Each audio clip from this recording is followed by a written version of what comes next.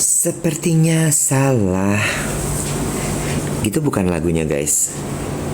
Pagi, halo Taurus Girls. Selamat pagi. Halo Hendra, pagi. Bukan Dave dong namanya saya. Sepertinya sama. Na na na na na na na na na na tararatata tarararatata tarararatata tarararatata. Selamat pagi. Iya betul, Juicy Lucy. Alhamdulillah bisa ketebak lagunya apa. Itu menurut aku sudah sebuah penghargaan tertinggi karena saya nggak bisa nyanyi. Kak Iwet kok sumeng suaranya? Emang iya sumeng? Iya sumeng nih. Masih belum terlalu oke sebenarnya. Cangkirnya mana?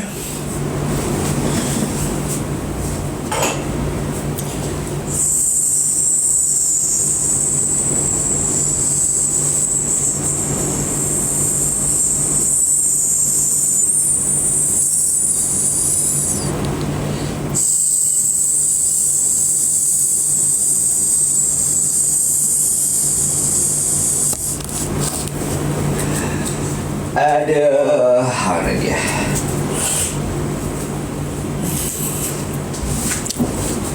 Baru mau jam 7 ternyata. Belum jam 7 pagi. Kirain udah jam 7. Mak Awan. Gue tuh pengen nanya ya sama teman-teman semua pagi hari ini terkait dengan Mak ini. Kenapa kok pada pengen banget si Mak Awan biru ini tuh kenapa?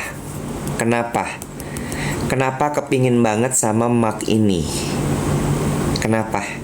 Pingin tanya gitu. Oke, lucu tapi kenapa gitu? Kenapa kayak why? Karena ternyata setelah kemarin kita cek, ini harga Maknya tuh nggak murah. Maksud gue ini kan dikasih, ya. Terus ini tuh nggak murah, guys. Nggak murah gitu. Bener-bener kayak emang lu bener-bener segitu maunya beli ini gitu. Ada yang bilang vibe-nya duet banget. Ini tuh 500 ribuan guys ternyata harganya. Gue baru tahu. Satu doang gini. Gitu. Jadi gimana gitu biar kembaran sama Kak Iwet. Emang kalau misalnya kita jual 500 ribu gitu mau guys? Mau? Hah? Beli di mana ini nggak bukan di toko gitu. Ini tuh cuman satu di seluruh dunia, nggak ada lagi, nggak ada.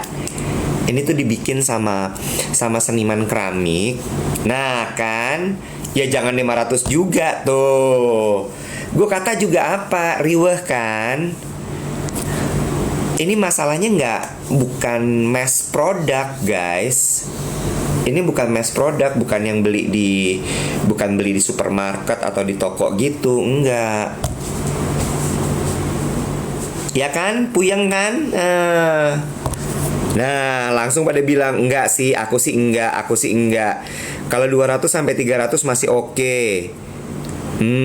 Bikin sendiri aja gampang, monggo. Sistem PO boleh. Oh, ini cuman ada baru satu yang mau kalau 500 ribu harganya.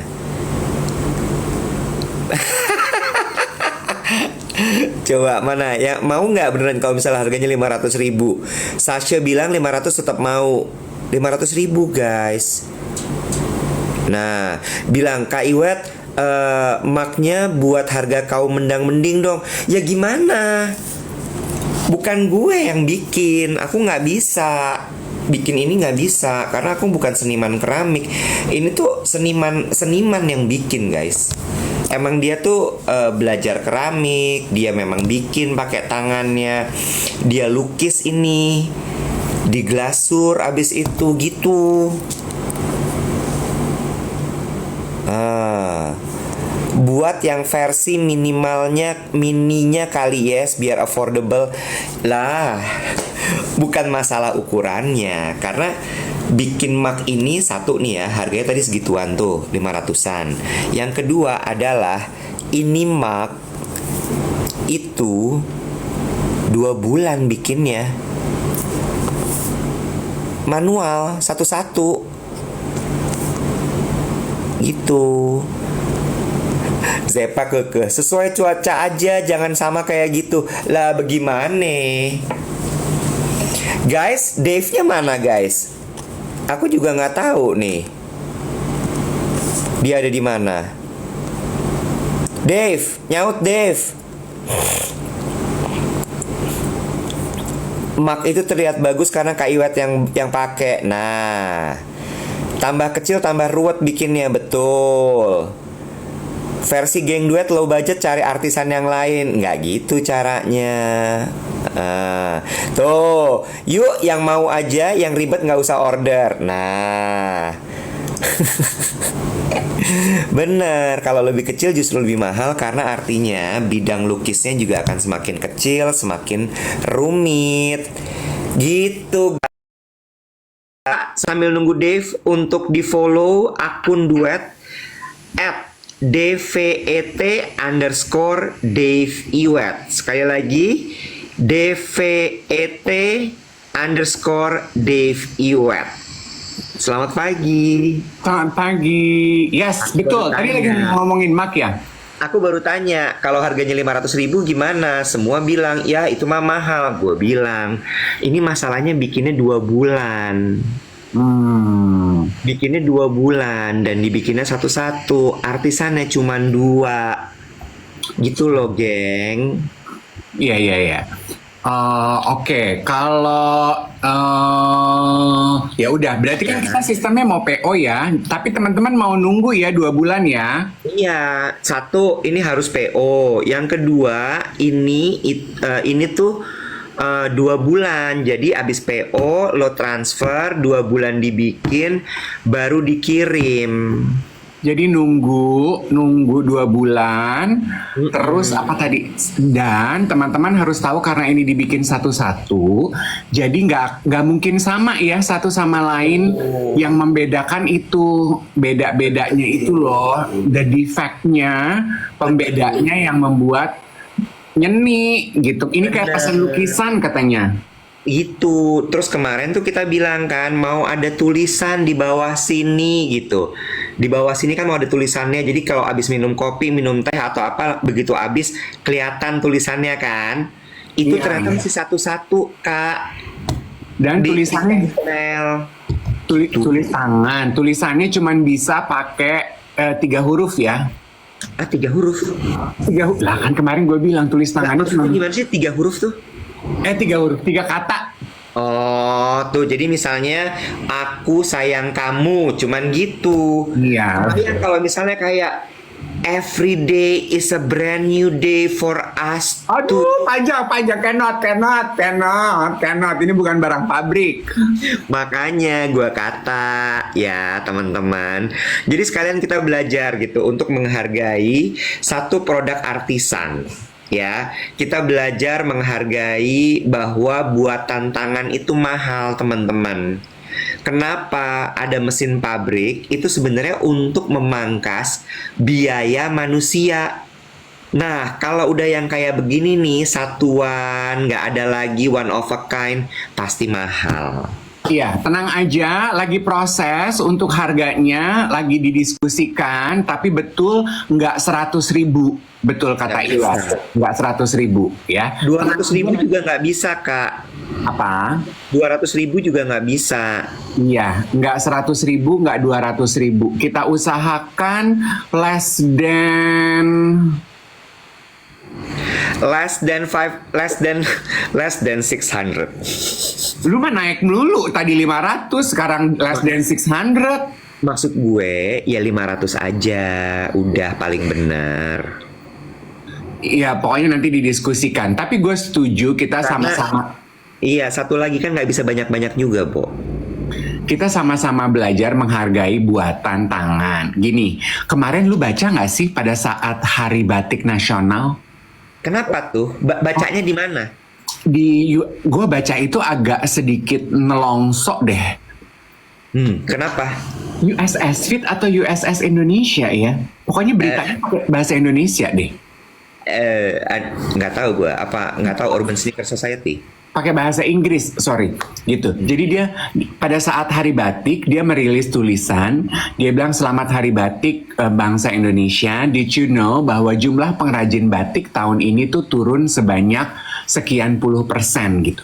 Jadi jumlah pengrajin batik di Indonesia itu terus declining dari zaman COVID. Terus dia breakdown penyebabnya apa? Penyebabnya pada saat COVID, ya mereka harus banting setir melakukan pekerjaan lain. Terus saat mereka banting setir, mereka udah nggak mau balik lagi sekarang. Karena yang beli batik buatan tangan udah semakin sedikit, Web. Apresiasi masyarakat terhadap buatan tangan semakin menurun. Gitu kan. Nah, terus sekarang anak-anak mudanya udah nggak ada yang mau belajar batik. Gitu. Jadi agak terancam kita akan kepunahan tuh para artisan batik. Ya, on the other hand, sudah mulai banyak negara-negara selain negara Indonesia yang memperkenalkan teknik batik milik negaranya. Gitu. Jadi one thing lead to another, ya udah gitu. Tapi satu hal yang menurut gue menarik adalah apresiasi kita terhadap buatan tangan. Kita udah terbiasa dengan mesin ya. Betul sekali. Nah itu tadi makanya dari cangkir ini sebenarnya kita belajar gitu bahwa sesuatu yang memang dibuat dengan tangan satu persatu itu nggak murah. Gitu, itu nomor satu gitu. Terus kemudian yang kedua, tapi juga gue sadar betul gitu ya, gue sadar banget kan gue dulu kan ribut banget ya masalah batik ya pada saat batik diklaim sama Malaysia segala macam. Lo ingat kan yang sampai kita unfollowan di pet. Zaman itu kan masih idealis banget gitu ya, nggak bisa nih pakai batik cap, nggak bisa nih pakai batik print gitu ya, bener ya. Terus sebenarnya dari zaman gue teriak-teriak itu tuh jumlah perajin tuh memang sudah semakin menurun. Dan betul sekali bahwa si anak-anaknya perajin ini kan kebanyakan udah tua ya. Anak-anaknya tuh nggak ada yang mau jadi perajin lagi karena menurut mereka nggak logis. Ngapain lu kerja dari pagi sampai sore gitu ya, terus lu sampai bungkuk-bungkuk gitu, dibayarnya sedikit banget. Mendingan gue kerja jadi kasir di Alpa, iya, atau di Indomaret, atau gue kerja di pabrik gitu mereka bilang. Nah itu yang kemudian membuat gue waktu itu merasa bahwa gue nih yang harus berjuang supaya batik tetap ada dan juga tetap kekal bergema di bumi persada pertiwi Indonesia Raya. Betul, kita lawan orang-orang yang mau mengklaim batik Indonesia. Habis itu gue capung nih.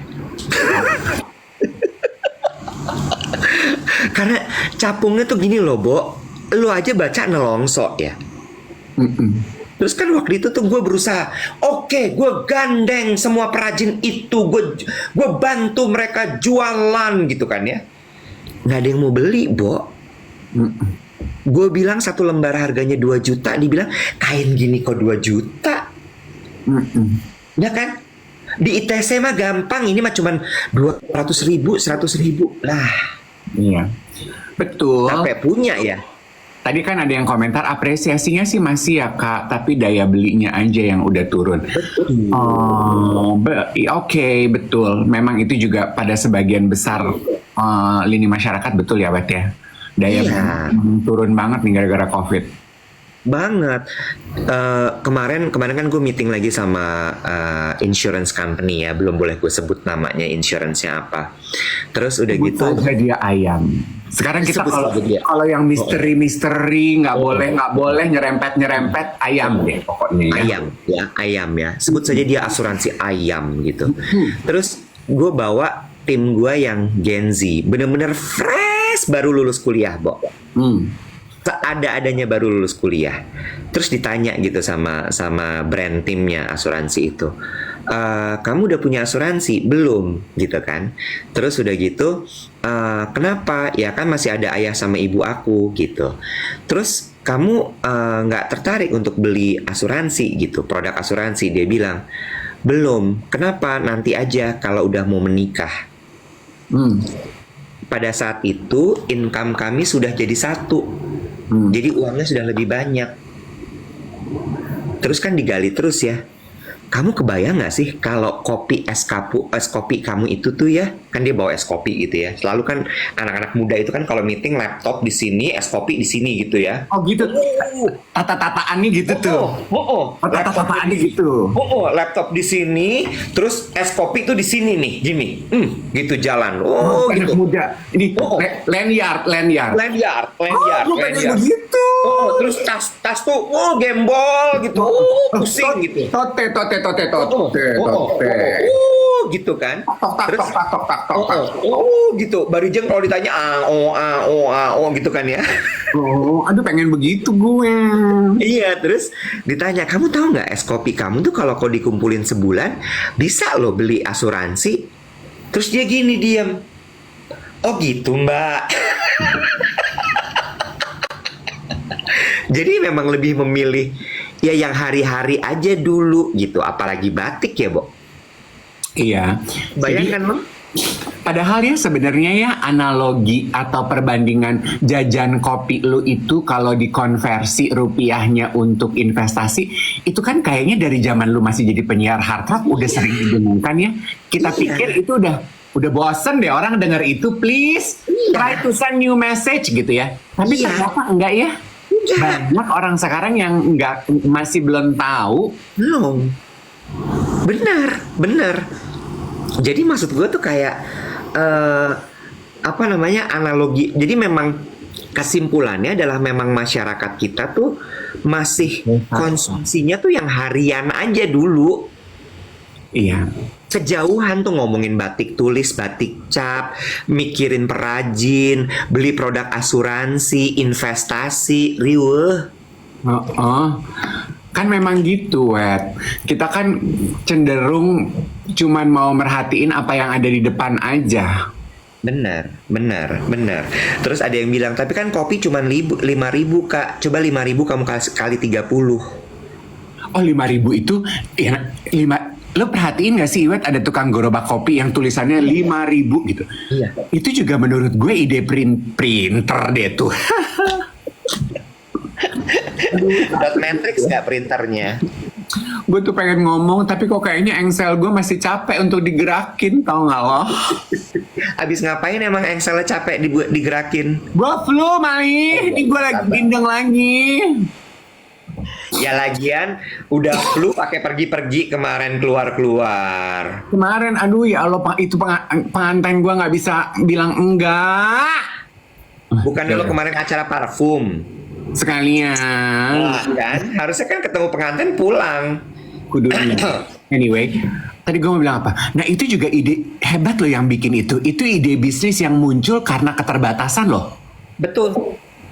Tapi lo tau nggak kopi itu berkualitas? Si kopi jago kan? Enggak, gue nggak tahu namanya. Jago namanya. Iya. Yang pakai sepeda kan? Sepeda gerobak gitu kan? Iya, itu punya siapa sih?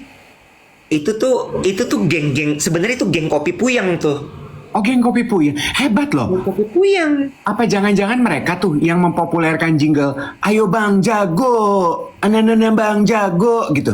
Tahu nggak lo? Itu bang. Beda ini kopi, itu bang. Oh. Itu Bang Say. Masa ada Bang namanya Bang Jago? Ada gila. Bang Jago gitu. Iya. Bang? Dia nggak tahu guys ada bang namanya Bang Jago. Oh itu jinglenya dia iklan. Iya Bang Jago beda lagi kak. Pinter ya.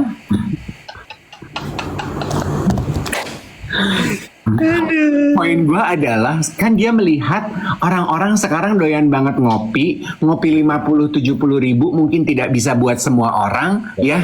Starling mungkin nggak semua orang mau Starling. Ini in between gitu. Starling bukan 50 ribu 70 ribu bukan gitu. Bang Jago, kopi Jago itu hebat loh, kemasannya bagus, abangnya seragamnya keren, kayaknya tangannya juga bersih-bersih. Iya. Dan itu yang mereka bikin gimmick lucu deh. Namanya tuh acara, jadi mereka keliling ke kantor-kantor, si gerobaknya itu naik ke kantor, namanya Jago Party. Nah itu gue lihat tuh waktu pesta di kantornya siapa gitu. Di kantor kita, di Wisma MRA. Oh ya ampun. Dia bawa Dipa Barus Barusnya nge-DJ di atas si gerobaknya itu. Katanya yang punya, bentar tuh ada yang bilang katanya Yoshua Tanu, salah satu partnernya Common Ground. Betul, Yoshua Tanu, bener, betul. Common Ground Cafe. Iya, Aston Utan. Makanya gue bilang geng kopi Pui yang hebat ya, Bo. Iya, jadi mereka kan bikin Common Ground, mereka bikin bener-bener yang kayak kopinya tuh yang udah level paling atas gitu. Kok dia bisa bikin kopi enak tapi murah? Ya, itulah namanya pengusaha, ya kan? Makin kaya dia tuh. Oh, bukan lagi. Ya pasti ada yang dia kurangin, gue yakin banget. Tinggal. Gimana maksudnya? Ya itu kan pertanyaan ini aja. Soalnya kan sekarang gitu ya, Wet ya. Cowok-cowok bermunculan kan, ya kan di TikTok tuh pengusaha-pengusaha muda yang pada cakep-cakep, Chinese, Melayu-Melayu ganteng-ganteng, cakep-cakep gitu, yang CEO-nya, pimpinannya gitu, yang kelihatan ganteng, cakep tuh sengaja gitu disodor-sodorin di sosmed. Sayang, katanya udah 3 hari bajunya belum ganti. Baju gue mau tiap hari ganti, sehari 2 kali ganti, tapi warnanya nggak ganti. Lu nungguin gue ganti warna baju mah hujan bekelir. Bener, hujan bekelir. Gue yang nggak ganti nih. Ini tuh emang kayak baju tidur gue ini terus gitu. Udah lama lu nggak dengar kata-kata gitu ya?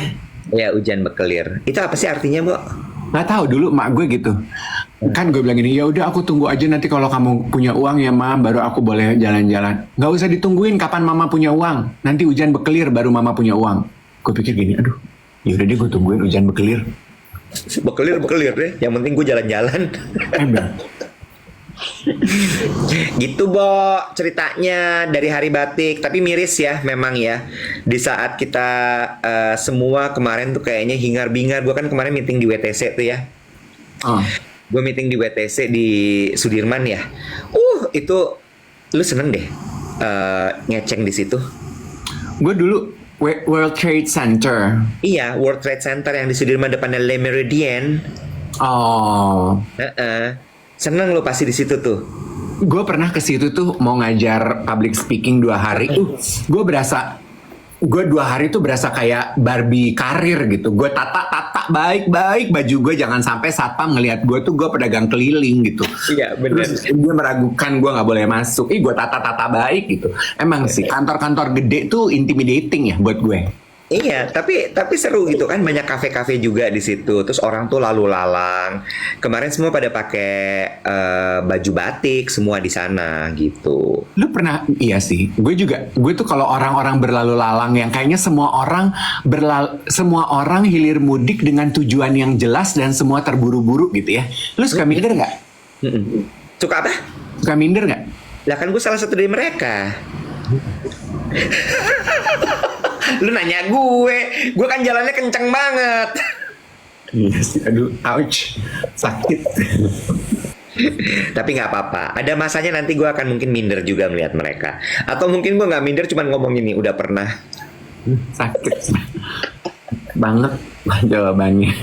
Gue tuh serius loh, Wet. Gue tuh kalau di area perkantoran gitu ya, ngeliatin orang lalu lalang dengan pakaian rapihnya, semua kayaknya they have places to be, they are always in a constant vibes of running out of times. Gue tuh merasa bahwa apa sih yang mereka lakukan ya sebenarnya?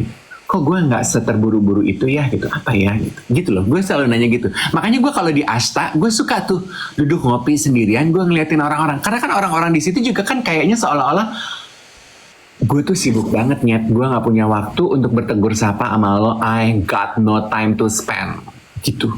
Lo tuh harusnya nggak usah minder dan lo nggak usah sedih. Karena sebetulnya mereka apa? Mereka semuanya adalah orang-orang stres yang hidupnya belum tentu sebahagia lo. Masa sih? It's okay. Lo kebayang nggak hidup diburu-buru waktu tuh tidak menyenangkan lo? Iya. Lo itu justru punya privilege dan punya kemewahan untuk bisa mengatur waktu lo sendiri. Iya, tapi that's I think the beauty of pekerjaan gue beriringan dengan usia ya. Gue bisa memilih untuk bilang tidak. Yes, mereka nggak punya loh privilege untuk bilang tidak. Iya, bicara mengenai manajemen waktu ya. Iya nggak? Iya, gue bisa bilang gue udah nggak mau gue udah mau pulang, gue udah capek. Nah, coba kalau kayak mereka gitu. Iya. Iya nggak? Lo pernah nggak? Lo pernah nggak? Ini terkait dengan itu ya, kesibukan itu gitu ya. Tiba-tiba handphone lo tuh lo merem dikit udah ada WhatsApp grup baru. Lu nyindir ya? Enggak, maksud gue isinya kerjaan gitu misalnya gitu. Oh. Lo kebayang gak sih? Iya kan? Lo gini, gue nggak mau nih di-invite ke grup ini misalnya gitu. Tapi lo mau bilang apa? Iya. Bener nggak? Iya. Nih, Ya kan? ada yang komentar gini, Sawang Sinawang. Kita kan pernah juga membahas itu ya di siaran kita ini. Betul.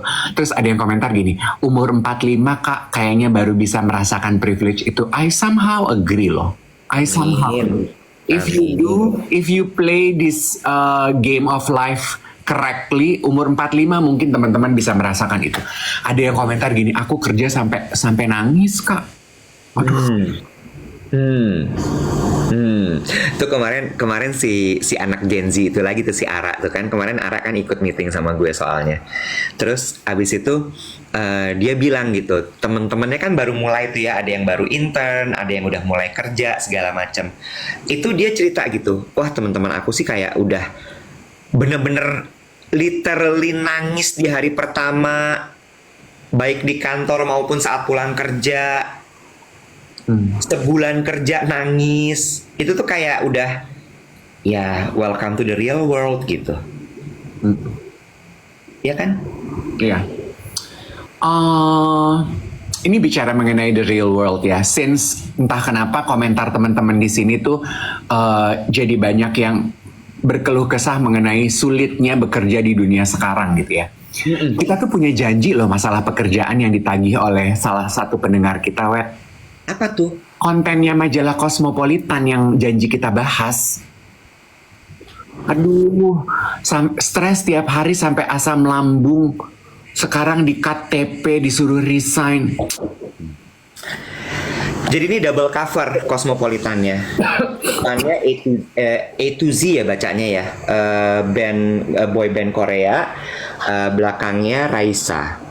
Oke, gue buka ya. Aku suka Raisanya. Raisanya bagus ya. Edgy gitu ya, Cosmo banget gitu ya. Di mana sih itu? Gue mau fotokopi begitu foto. Di Jepang. Kan Raisa lagi sebulan di Jepang, Bo. Ngapain? Nah, itu gue belum tanya sama dia. Nih, gue bukain artikelnya ya. Nah, ini dia nih.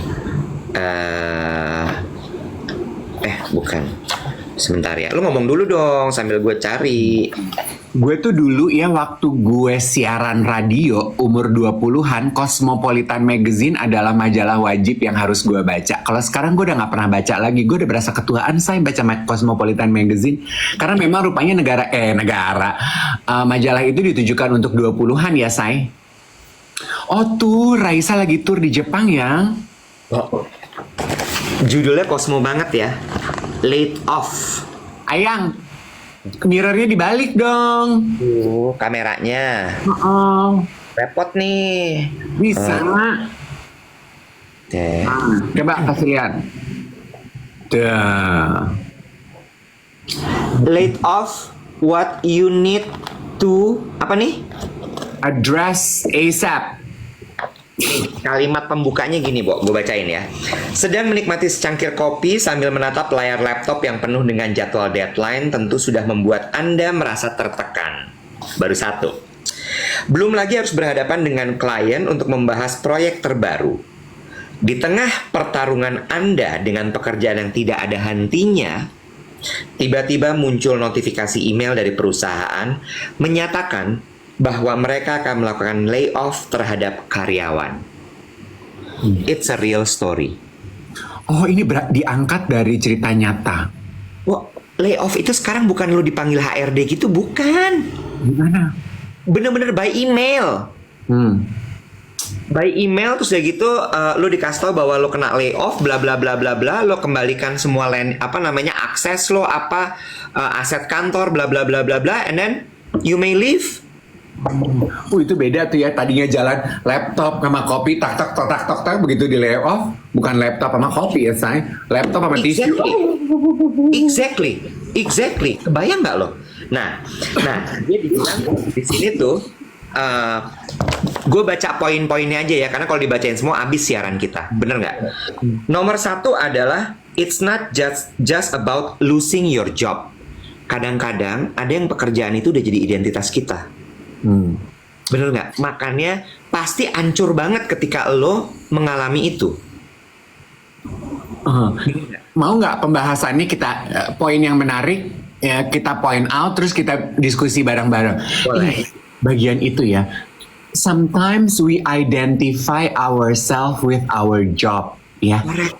Itu salah satu bagian terberat kenapa di PHK itu cukup emosional buat kita, ya. Yes. You identify yourself as the marketing director PT Ayam, gitu. Iya. Atau misalnya you identify yourself as the social media specialist of brand ayam. Iya. Sekarang keren tuh ya pekerjaan itu ya. Social media. Atau ini apa strategis? Apa tuh? Brand strategis bukan? Iya, social media strategis ya. Ada nggak? Social media strategis, benar. Iya kan? Jadi ketika itu dicabut terus lo gini, lah, terus gue siapa? Iya. Gue ini apa? Iya betul. Kadang-kadang bukan kehilangan income-nya, tapi but it's part identitasnya. of yourself diambil. Ya kan? Makanya ya dari dulu zaman gue siaran ya, kita tuh paling suka, kan kita tuh suka sekali interview apa tuh namanya? Apa tuh? Aduh. Brand apa tuh, pokoknya perwakilan brand gitu loh, perwakilan brand terkenal, brand CMCG, CMCFCG atau apa yang terkenal tuh brand manager gitu.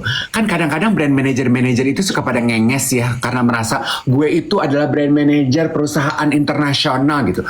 Gue tuh suka gini, Bo, yang keren itu perusahaan tempat lu kerja, bukan elunya. Lu biasa aja malih. Iya. Tapi kan kadang-kadang ada orang yang segitunya sama pekerjaannya ya, sehingga dia jadi kayak punya sense of ownership yang lebih-lebih gitu daripada perusahaannya. Iya, which pada kadar tertentu punya esprit de corps, ya esprit de corps itu bagus loh. Tapi don't let it overshadow your own personality. True. Terus yang kedua adalah dia bilang gini, but hey, you can still rise and shine. Gitu ya. Tapi sebelum lo bisa rise and shine, nomor satu adalah prioritize your feelings first. Itu yang kadang-kadang orang suka lupa. Banyak orang yang begitu bilang, dan ini mungkin buat kita yang jadi teman ya, yang dicurhatin sama teman yang baru kehilangan pekerjaan tuh, it's okay, Bo, lo akan dapat pekerjaan baru. Move on, udah gak usah dipikirin. It's okay. No, you need to prioritize your feelings first kalau di sini. Iya, makanya gue agak menghindari ya Iwet ya. Ini gue kemarin baru baca artikel terus gue gini, ya juga ya. Sebenarnya ketika kita mendengar teman kita berkeluh kesah, kan kata-kata pertama yang intuitively keluar adalah, oh it's okay gitu. Itu tuh tidak memvalidasi apa yang dia rasakan loh. Kita kalau lagi sedih digituin tuh kesel loh. It's okay. Do you think it's okay what I'm feeling? It's not okay. Not okay. I'm not feeling okay gitu. Jadi gue mau belajar untuk berhenti bilang gitu. Kalau ada teman gue, aduh gue lagi bete. It's okay, Bo. It's okay. It's not okay. Gitu. Oh, it's not okay. It's not okay gitu. Bisa diganti dengan, oh I feel sorry that you feel that way. Gitu. Iya. Atau misalnya kayak justru lo dengerin aja. Gitu. Tell me more. Jadi Tell me more. right. So prioritize your feelings. Terus berikutnya adalah, nah ini nih, you need some time alone. Why? Because you need to expand your definition of yourself. Ya nggak? Karena dari situ tuh lo mesti gini ya, lo kan kadang-kadang nggak tahu dan tidak bisa mendefinisikan diri lo ketika lo lagi riweuh banget. Semua orang ngomong, semua orang lalu lalang. You need sometimes alone. Lo butuh sendiri untuk lo kemudian, oke, kita cerna. Iya, gue kehilangan pekerjaan. Mungkin lo merasa bahwa sebagian dari jati diri gue udah diambil. Sekarang kita tata ulang yuk. Gue ini siapa sih sebenarnya? Value gue tuh apa? Gue tuh bisa apa? Kemarin tuh mungkin juga saatnya untuk refleksi gitu ya. Kayak kemarin gue bisa berkontribusi apa aja ya? Kenapa ya gue di layoff ya? You know? Terus kemudian bikin review gitu ya. Terus kemudian ketemu tuh nanti, oh ternyata gue nggak seburuk itu. Karena let's admit ya, ketika lo kehilangan pekerjaan kan itu rasanya kayak gini deh, Bo, orang diputusin pacar tuh kan semacam percaya dirinya juga diambil ya. Oh ya. Iya kan? Iya. Apalagi kalau misalnya lu diselingkuhin gitu. Yes. Itu kan rasanya gue kurang apa ya? Nah, self blame ya. Iya. Terus kita tuh spiral down. Kan kalau lu di PHK gitu ya, gue salahnya apa ya? Gue kurangnya apa ya? Terus kan spiraling down. Aduh, ternyata gue tuh dari dulu memang nggak bisa begitu ya. Aduh, anjrit, gue tuh dari kuliah belum merubah kebiasaan gue. Gitu. Nah, Yang paling sulit dari keluar dari hukuman tersebut adalah stop trying to understand apa yang jadi salah lu loh, menurut gue, Iwet.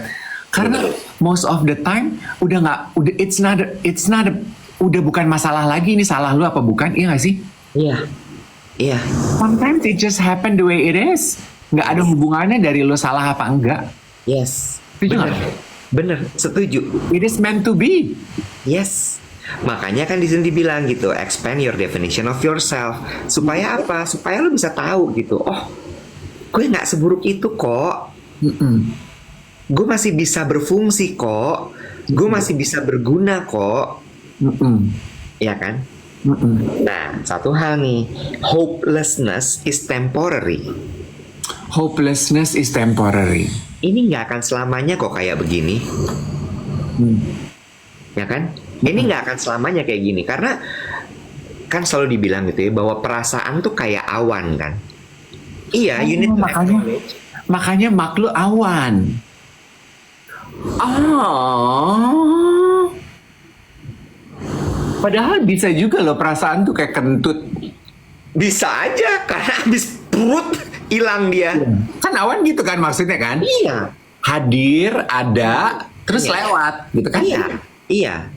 Makanya kan kalau misalnya di ilmu-ilmu meditasi tuh, kalau misalnya lo lagi meditasi terus kemudian lo ada yang lewat gitu ya, diketahui aja bahwa di acknowledge apa ya, iya oke, ada dia nih, ada pikiran ini, tapi nggak usah lo gali. Begitu juga dengan perasaan itu gitu. Ketika lo ada perasaan kesel gitu ya, oh gue kesel nih, tapi nggak usah digali keselnya kenapa, ini apa yang bikin kesel, gitu sampai dalam, karena it's just temporary. Ya. Nah, ketika kita menggali keselnya kenapa, nah itu tuh kayaknya langkah awal spiraling down to our own feelings. Betul. Tapi begitu, ya nih gue lagi kesel, itu tuh kayaknya menerima, gue lagi sebel. Iya. Kesel nih gue di PHK, ya iyalah Jack, siapa yang gak kesel kalau di PHK? Exactly. Itu bagian menerima. Kesel itu adalah emosi yang harus diterima, harus bisa diterima supaya awannya lewat gitu ya. Benar. Dan jangan paksa gitu ya, ketika misalnya oke, nih gue kesel, gue sedih banget, gue harus ketemu sama teman-teman gue. Bisa jadi bukan itu yang lu butuhin. Iya, kalau teman-teman lu bisa memberikan respon yang baik. Kalau enggak, lu tambah kesel nanti. Iya, betul. Ya kan? Nah, habis itu setelah expand your definition of yourself, coba dicari sisi positifnya gitu, bahwa misalnya ya, kondisi seperti ini juga bisa menjadi kesempatan untuk menyegarkan pikiran dari deadline pekerjaan yang tidak ada hentinya. Sorry, takut lupa. Ada yang nanya bucket list. Tapi bagaimana dengan orang-orang yang mentalnya cepat spiraling down, Kak? Seek professional help. Ya, Ngobrol dengan orang yang tepat, yang bisa membawa lu ke dalam situasi perubahan emosi yang tepat, meng-guide lu, ya kan? Karena orang-orang yang spiraling down cepat tuh butuh teknik khusus tuh. Karena sekarang tuh rata-rata apps kesehatan itu ada konsultasi masalah kesejahteraan emosi loh, Wet. Gue tadi kan baru ngecek Halodoc tuh, karena gue abis ini mau konsultasi sama dokter. Gue kesepian aja pengen ngobrol sama orang kan. Ada konsultasi mengenai itu loh, depression, gitu-gitu loh, Wet. Lanjut. Setuju. Nah, dari situ baru kemudian oke. Tapi ini whenever you are ready ya. Whenever you are ready. When you are ready, let's move on. Let's find a better job. So, balik lagi gitu ya. Begitu lo misal mengalami ini nih, layoff, atau lo mungkin I don't know lah, those kind of things. Nomor satu adalah diem dulu. Prioritize your feelings first. Acknowledge everything. Ya, lo definisiin semua rasanya, keselnya, sakitnya, beteknya, sedihnya. Habis itu, you make atau you expand your definition of yourself. Setelah itu, yakini bahwa hopelessness is temporary. Ya, hopelessness is temporary. Berarti kan sebetulnya poin dari artikel Cosmopolitan Magazine ini, kalau lo kena layoff, take time untuk retrieve back, mundur sejenak, untuk mikir, untuk mengassess diri lo, menilai diri lo, skill lo tuh apa yang lo mau lakukan ke depan. Artikel itu kan menganjurkan itu ya. Dia tidak ngajak kita untuk melihat ke belakang dalam arti kenapa ya kemarin gue dipecat, apa yang gue lakukan salah. Enggak, karena looking back has never brought us any function or purpose in the future. Yes. Ini Muberfi nih pasti Gen Z nih. Curhat di chat GPT, Kak, membantu sambil belajar bahasa Inggris. Bisa belajar bahasa Inggris ya di chat GPT? Iya kan, maksud gue soalnya kan chat GPT-nya pakai bahasa Inggris dulu sambil kayak ada kata-kata baru ntar dicatat gitu. Did you know what? Kemarin tuh gue tersentuh sekali ya, ada yang reach out to me, pendengar siaran pagi kita. Dia sampai screenshot, dia bilang ini, Kak please ya jangan berhenti menggunakan kata-kata bahasa Inggris. Dia dari pertama kali kita siaran, dia bilang aku tuh belajar bahasa Inggris sampai dicatat-catetin kalimat-kalimat dalam bahasa Inggris. Terus dia ulang-ulang, dia pakai kalau di kantor. Oh iya. Gue tuh sampai gue zoom, gue bacain, oh iya bener gitu, Bo. Jadi what I'm trying to say is emang orang kalau udah niat pengen belajar mah gimana aja juga jadi ya. Benar, setuju gue. Ya maksud gue kayak shit happens gitu ya. Tapi ya emang gimana kita aja menghadapi itu semua gitu.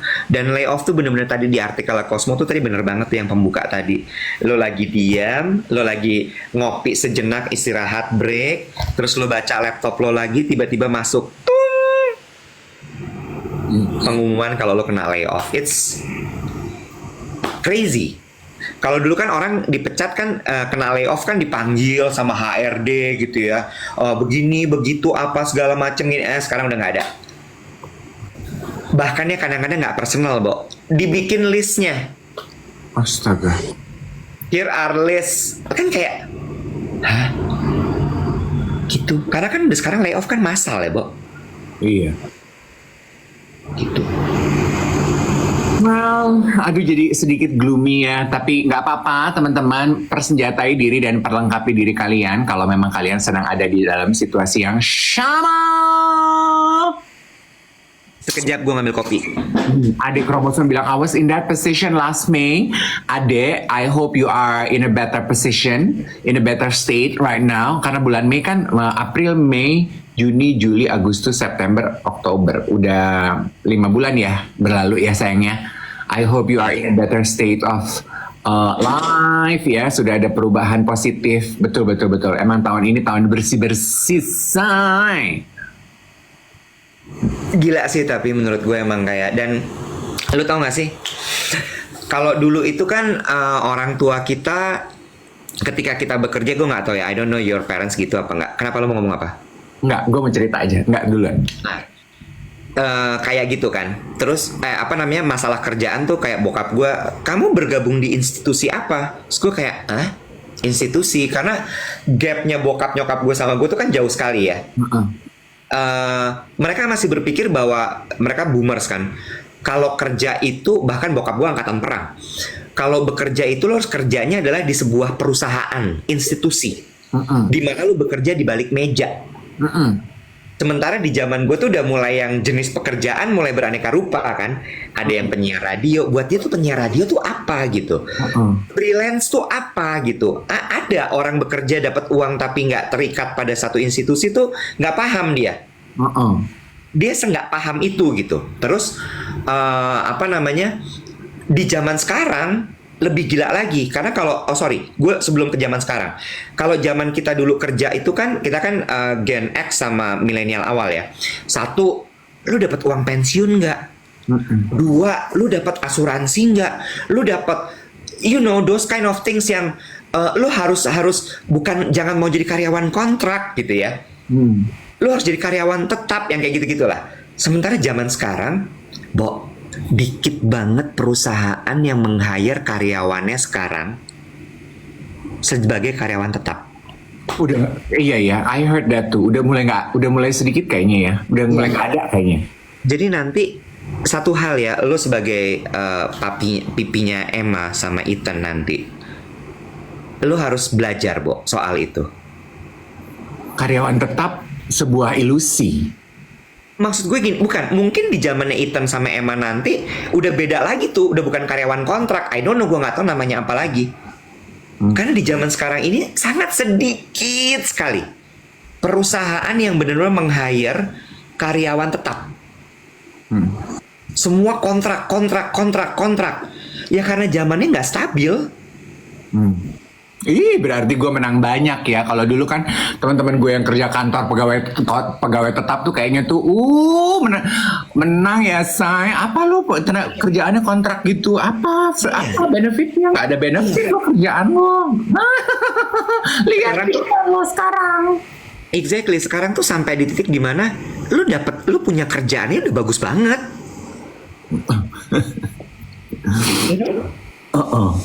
Iya, jadi emang it's a tough moment banget menurut gue. It's a whole new. I would like to see it this way. It's a whole new world with a whole new game. Forget the old rule, ya kan? Just ready to just set your mood and your expectation to explore this new world gitu. Lupakan aja gitu aturan-aturan lama yang lu pernah tahu gitu. Just go explore the world. Forget the rules. Ya, sebelum lo cerita tadi, lo tahu nggak anak-anak Gen Z zaman sekarang lebih memilih untuk jadi ASN. ASN itu yang suara-suara itu. Bukan, itu ASMR, gila. ASN itu apa? PNS, aparatur sipil negara, pegawai negeri sipil. Mereka lebih memilih untuk gue tes CPNS. CPNS itu calon pegawai negeri sipil ya, tes ASN itu. Demi gue mendapatkan pekerjaan tetap, mau gajinya murah terserah. Yang penting kerja tetap, gue terjamin oleh negara, gue nggak akan susah hidupnya. Jaminannya itu yang diincar. Karena ini nyambung ke Strawberry Generation. Karena mereka kan ngerasa gini, hidup tuh sesusah ini. Oke, gue harus cari sesuatu yang gampang. Maksudnya gampang tuh bukan gampang-gampang ya, tapi yang kayak comfort zone gue tuh adalah rumah orang tua gue, di mana semua di-provide. Nah, gue cari pekerjaan yang bisa memprovide gue. ASN. Pegawai negeri sipil gitu. Oh gitu tendensi trennya nih ya. Itu banyak banget terjadi di kantor gue. Akhirnya resign karena aku aku keterima PNS, Kak. Oh, Aku keterima PNS, Mas, gitu. oke. Itu. Ya. Oke, on a lighter note, kemarin ini big shout out ke teman-teman timnya CNF. Kemarin kan gue mampir ke boothnya CNF. Ya. Toko minyak weng-weng. Minyak wangi puyang-puyang gitu. Ya. Nah, terus di boothnya itu ada pembaca tarot. Terus, oh gue lihat yang ada mataharinya.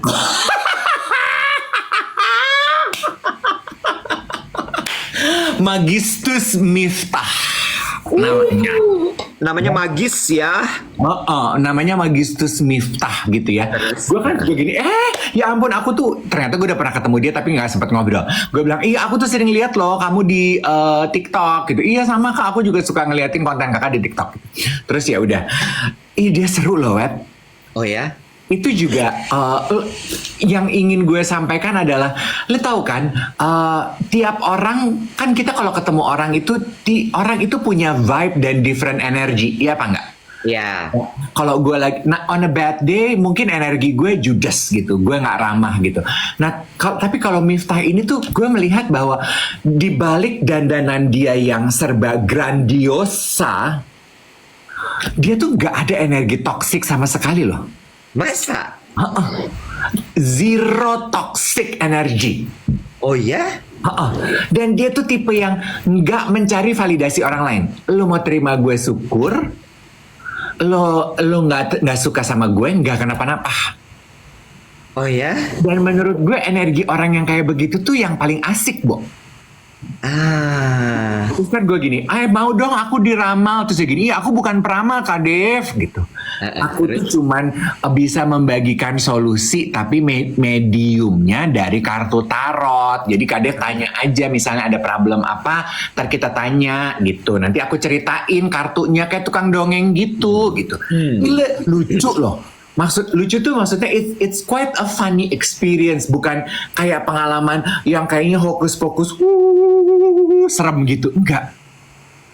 Oh ya. And cerita dia dari kartunya dia spot on. Oh ya. Gue hadir bersama teman gue, nggak usah kita sebut namanya. Selama ini ada di postingan lo. Aduh udah diem dong, makanya botak.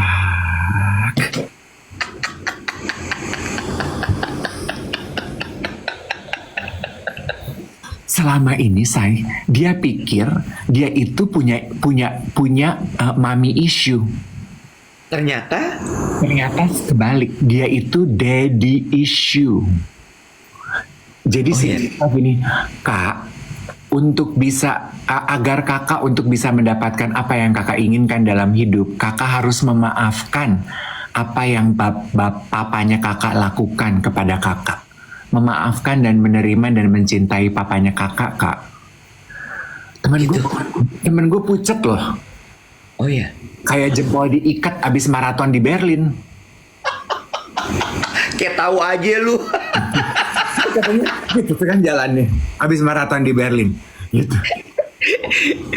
Bentar. Jangan cerita temen lo. Gue mau tahu cerita lo. Coba bilang apa? Gus Miftah. Siapa namanya? Magis.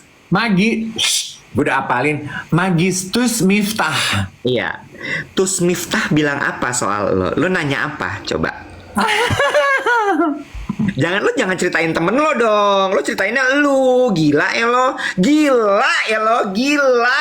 Itu siapa sih orang pada gila begitu ke gue gak suka deh. Siapa sih yang begitu? Loli. Oh kenapa lagi dia? Udah. Yuk cerita lo. Kan gue nanya gitu ya. Aduh apa ya gue Miftah ya. Aku nanya ini deh gitu. Kan pertanyaannya katanya harus jelas, gak boleh abstrak. Karena ini solusi. Oke, gue bilang gini. Oh, akankah karir aku berkembang tahun depan? Gue gitu. Pertanyaan gue. Lu tuh juga pertanyaan lu standar ya. Ya Bo, lagi event begitu, kecuali kalau event private gitu, lah ini kan rame-rame yang nonton banyak yang. Ya tapi kok temen lu bisa ketahuan sampai daddy issue, mami issue, kenapa lu nggak ketahuan apa-apa? Nah, begitu temen gue nanyanya begitu, jawabannya begitu, gue langsung melipir, Bo. Oke, ayam, ayam, ayam, ayam. Dadah. Gue enggak ya, gue enggak dulu gitu ya. Dulu ya, pucat, pucat, pucat, pucat, pucat gitu. Tapi kalau gue kan general gitu. Iya, iya. Gimana karir aku tahun depan gitu ya, terus? Wah, gue bilang apakah pekerjaan aku akan berjalan baik? Terus yang dia bilang katanya gini, long story short adalah belajar mendengarkan intuisi.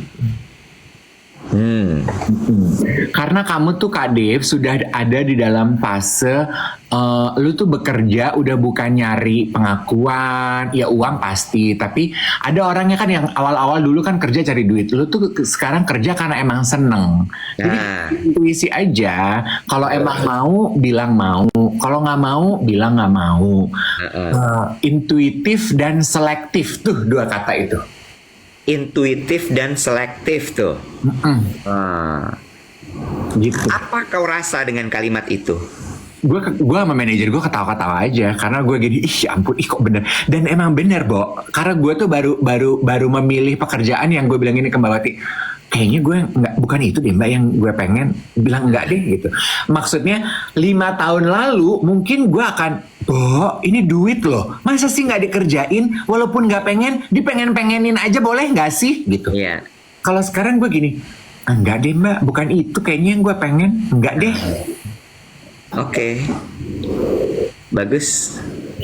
Sama kan setiap orang dapat jatah 2 pertanyaan, Cin. Pertanyaan berikutnya apa tuh? Tebakan lu gue nanya apa? Jodoh lah.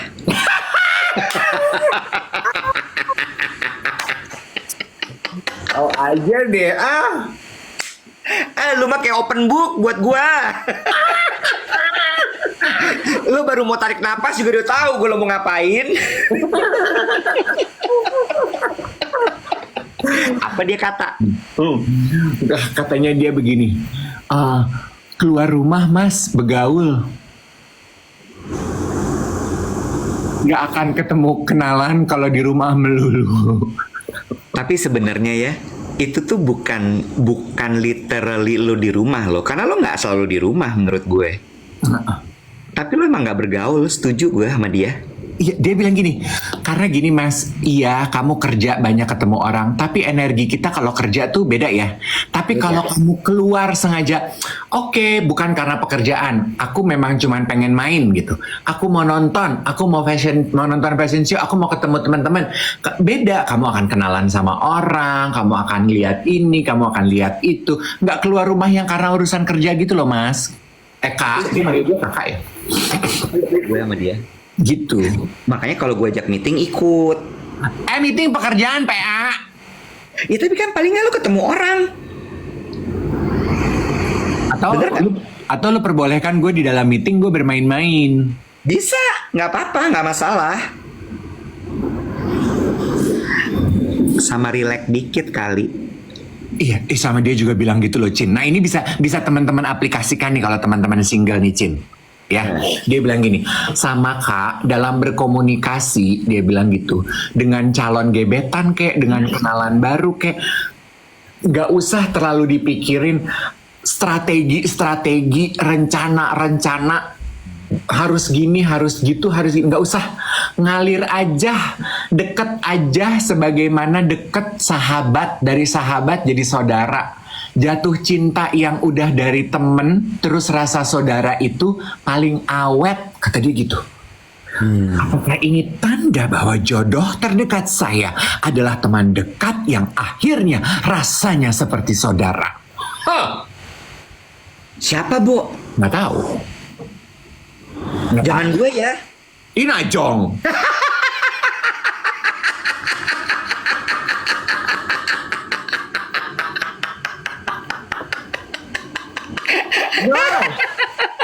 Jangan pakai gaya-gaya, jangan pakai gerakan-gerakan.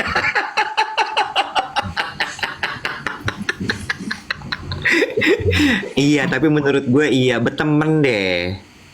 Gampang ya nasehatin orang tuh gampang. Paling gampang nasehatin orang. Bener nggak? Benar. Paling enak nasehatin orang. Iya, emang. Iya kan gue lagi ngomong sama diri gue sendiri juga. Iya. Sama, kita tuh sama.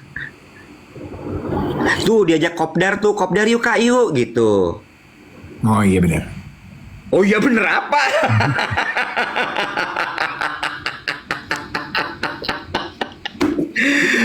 Aduh. What I'm trying to say adalah kemarin I'm so glad I decided to come ke boothnya CNF itu dan I open myself up to new experience gitu. Gue kan bukan tipe orang yang nyari gitu ya. Gue pengen baca kartu tarot, gue pengen diramal gitu. Gue kan nggak gitu.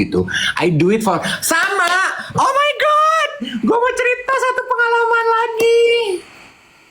Ya udah nggak jadi gue. Oke. Ayo lu dulu deh. Ya udah, ini gue cuman dikit kok. Lu suka nggak sih kalau misalnya lu lagi di mana gitu ya, terus lu ngelihat orang di depan lu lagi di meeting atau apa, terus lu gini, ini bukannya jodoh gue. Lu suka gitu nggak sih? Gimana? Jadi misalnya lu lagi ketemuan orang, lu lagi di perkumpulan apa, lu lagi meeting, lagi apa gitu, terus lu ngeliat gitu orang-orang itu. Ini sambil orang ngomong gitu ya, terus lu suka mikir gitu, ini kali ya jodoh gue, gitu. Yang ini bukan ya, gitu. Gue baru begitu loh kemarin. Oh iya? Di acara CNF itu? Bukan. Di mana? Gue lihat konten. Lagi rame itu. Tapi teman-teman nggak usah cerita, nggak usah bahas lagi ya, please. Iya. Nggak usah di tag orangnya. Kalau lagi kita omongin habis disiaran terus di tag kontennya diomongin. Kak diomongin sama Dev sama Kak Iwet. Ini. Nggak usah. Lu mah pada gitu semua. Gue nggak mau deh. Tapi ini jengong. Jangan ya, don't. Oke? Makanya tadi gue bilang lagi banyak nih CEO cakep yang pada bermunculan di TikTok. Gue ngeliat, siapa nih? Anak muda, badannya bagus, putih, bening, cakep banget. Konten-kontennya di TikTok tuh yang gini. Point of view kalau bos ganteng aku masuk ke dalam ruangan. Ntar semua cewek-cewek konten itu, gue tahu. Cewek-cewek itu yang gitu. Cakep banget. Ternyata dia CEO-nya brand Kareso betul. Dia salah satu the good man-nya Her World Indonesia. Terus gue lihat di Good Man Her World, gue gini, apakah ini pertanda ya gitu?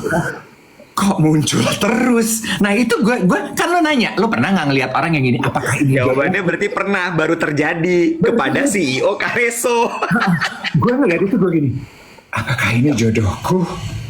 Gitu. Terus gue tanya kan ke Bobo apa ke Yogi gitu, Yogi cakep banget, apakah ini jodoh? Terus kata Yogi gini, gila itu anak ke tante ini titik gitu. Hah, tante siapa gitu? Teman nge-gym lu, temannya emak gue. Ini anjrit, gue kenal emak. Masa ini anaknya dia Yogi? Iya, dia bilang gitu. Terus dia ngasih lihat, ini lu foto sama emaknya waktu lu nge-MC di Langham, PA. Lu kenal emaknya? Ya bagus. Udah dekat berarti secara keluarga. Tapi lu akui gak kalau dia cakep? Setuju. Dan mamanya juga cantik banget loh. Iya, mamanya jual berlian ya? Enggak, punya banyak berlian aja. Dia kalau... Oh dia nggak jualan, punya aja. Bukan berarti orang yang jualan itu orang yang pakai berlian gede-gede jualan. Kayak gitu ya.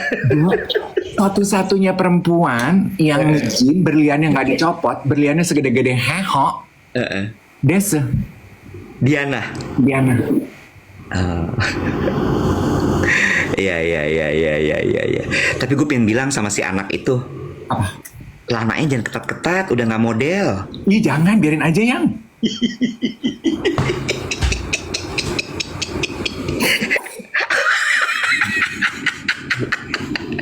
Skinny jeans tuh udah out, jangan dipakai lagi. It's okay. Konsep itu beda-beda saya interpretasinya. Bawaannya tuh kalau misalnya pakai skinny jeans atau sana pengen pakai gamis aja gitu. Apa sih? Orang ganteng sah. Nggak boleh gitu. Itu rasis tahu. Gue belain, yang ganteng-ganteng gue belain. Gue mau cerita ini. Tuh si Melanie WhatsApp gue nggak bisa buka Mel WhatsAppnya. Gue mau cerita ini. OMG, kemarin I take it as a sign, as a good sign untuk tahun 2025 peruntungan gue. Lu ngupil ya? Iya. Ngacong ya lo? Lu berasa gak sih makin tua kayak upil lu makin banyak gitu? Enggak, yang gue rasain makin tua, rambut kita tumbuh di tempat-tempat yang kita nggak inginkan. Itu juga. Ini. Iya. Lanjut terus. Nah, I take it as a sign for good prosperity tahun 2025. Apa tuh? Lu tahu kan kalau di time zone atau kita pergi ke Korea atau kita ke Jepang atau ke tempat main-main anak-anak itu suka ada claw machine itu? Tahu. Ya. Tahu. I always consider myself itu gue nggak pernah beruntung, Iwan. Oke. Gue kalau main claw machine itu. Kemarin lo cobain. Mesin capit. Jadi up to a point dimana gue udah nggak pernah minat lagi main begituan karena gue nggak pernah dapet gitu. Nah kemarin di CNF ada claw machine. Terus Kiki bilang gini, Kak main Kak, karena ini isinya ada yang full botol hadiahnya, minyak wanginya ada yang full botol. Yang lain sampel. Begini, aduh, ya udah deh gitu. Setiap orang dapat 2 koin. Bobo main, dua-duanya dia cuma dapat sampel. Jadi gue pikir ya udah deh ya, tough dong, sedikit dong keberuntungan gue. Bawati main, nggak dapat apa-apa. 2 kali nih gue main, percobaan pertama, gue nggak dapat apa-apa. Percobaan kedua ya, japitan gue nangkep hadiah yang begitu dibuka full botol minyak wangi dari terus gue happy-nya minta ampun loh. Itu pertama kali dalam hidup gue menang claw mesin itu. Dan 1 kotak itu isinya cuma sedikit loh, yang itu nggak boleh bilang-bilang ya. Kenapa nggak boleh bilang-bilang? Orang CNN bilang, Kak kamu termasuk beruntung loh. Itu 1 kotak itu yang real perfume isinya cuma 2 loh. Kalau orang tahu cuma 2, ntar orang nggak semangat. Gue dapet 1 isinya tinggal 1 sekarang. Ada yang bilang katanya pertanda lu pindah ke Dubai nih. Gue happy banget tau gak lo dapet itu ya. It's not about the perfume tapi winning it. Itu 2025 lu pindah ke Dubai tuh, pada bilang semua. Jadi lu denger gak sih gue ngomong apa? Apa? Lu denger gak sih gue ngomong apa? Apa sih lu bilang? Kan? Ya gue gak mau pindah ke Dubai. Kenapa sih lu pada nyuruh gue pindah ke Dubai? Mau. Ya cobain aja jalan-jalan dulu. Jadi pengusaha di Indonesia. Bener ya?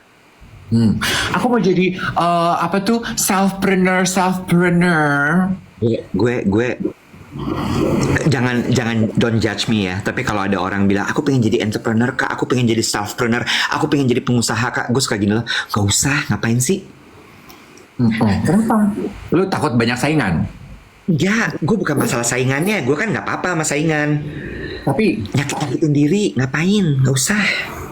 Iya. Gak usah, ntar lo GERD, ntar lo stroke, ntar kulit lo nih, tuh, seborosi, apa tuh, seborosi, apa tuh yang stres gitu. Diam, gue ada tuh kata-katanya. Damn it. Apa tuh? Lupa.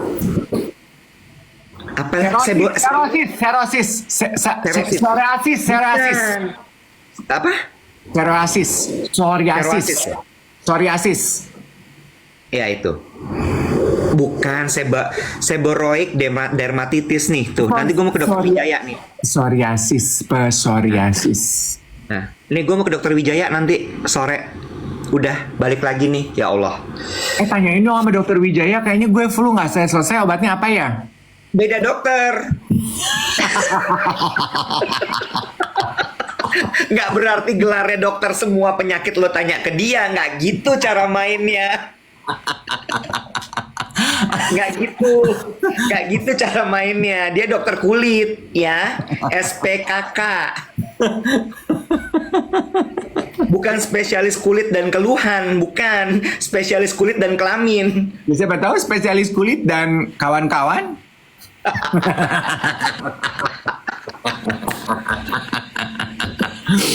Oke, udah gue mau chatting sama Halodoc. Bosen gue ngobrol sama lo. Mendingan lo ngobrol sama gue daripada ngobrol sama Halodoc. Ngapain? Tuh Melanie WhatsApp gue tuh kayaknya berkenaan dengan tadi CEO-nya Karesol. Kenapa? Nggak tahu, Melanie kenal, mau kenalin kali. Oh, tanya Melanie, itu kok ML udah nggak siaran lagi? Kenapa? Bubar ya? Say, orang-orang itu sibuk. Orang di Jakarta, penyiar Jakarta yang pagi-pagi nggak punya kerjaan cuma Dave sama Iwet. Suka ada yang bilang gini, Kak siangan dikit dong jam 8 sampai jam 9, atau Kak panjangin dong jam 7 sampai jam 10, jam 7 sampai jam 9. Tenyom, lu pikir kagak ada kerjaan gitu? Gue mah enggak. Nih gue saking nggak punya kerjaannya gue mau chatting sama Halodoc. Ngisi waktu. Bener juga. Iya, udahlah, mendingan gini deh, lo kan pada pinter-pinter yang nonton kita. Coba bantu Dave, jangan bikin aplikasi Halodoc, bikin aplikasi Halode. Nah, isinya adik-adik tuh, nyari kakak-kakak. Coba bikinin. Gak kuat gue ngasuh adik-adik. Masa? Kenapa?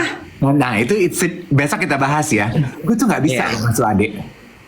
Bo, ngadepin adik-adik tuh, pasang muka gini aja. Aduh gue nggak bisa web. Tapi jangan lo dengerin, jangan lo resep. Udah, masuk sini, keluar sini, masuk sini, keluar sini, gitu aja. Besok kita bahas ya. Aduh gue nggak bisa web. Lu ajarin gue ya cara how to deal with adik-adik. Adik-adik tuh kayak awan, di acknowledge, ntar dia akan pergi.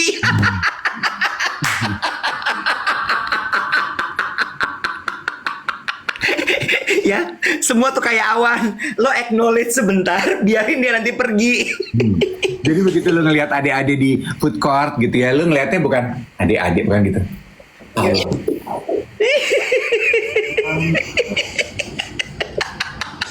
Kawan. Iya. Dia akan hadir depan mata lo, habis itu lo tetap di situ, dia pergi. Udah gitu aja. Sama. Don't overthink it.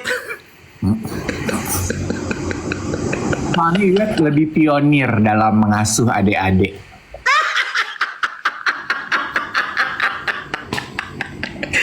Aduh capek. Udah ya. Sampai besok ya guys. Bye.